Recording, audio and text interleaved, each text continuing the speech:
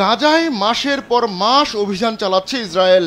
এতে অন্তত 1.5 লক্ষ মানুষের মৃত্যু হলেও তাতে মাথা ব্যথা নেই মুসলিম প্রতিবেশী দেশ মিশরের। তবে এবার সিনাই উপদ্বীপে হাজার হাজার সেনা মোতায়েন করেছে দেশটি। মিশরীয় সেনাবাহিনীর একটি সূত্রের বরাতে এ তথ্য জানিয়েছে মিডল ইস্ট আই। সম্প্রতি ইসরায়েলের মন্ত্রিসভা গাজা পুরোপুরি দখলের পরিকল্পনার অনুমোদন দেয়। এতে মিশরের শাসক গোষ্ঠীর মনে আতঙ্ক ঢুকে গেছে। এরপরই দেশটির president Abdel Fattah al CC উত্তর সিনাইয়ে অতিরিক্ত সেনা মোতায়েনের নির্দেশ দেন। কায়রোর ধারণা, ইসরায়েলের নতুন এই পরিকল্পনার কারণে গাজা থেকে বানের পানির মতো মানুষ ঢুকতে পারে মিশরে।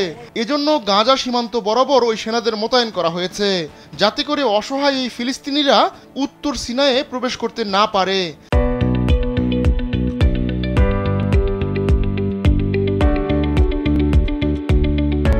একটি সামরিক সূত্র জানিয়েছে, উত্তর সিনাইয়ে এখন প্রায় 40,000 সেনা মোতায়েন রয়েছে।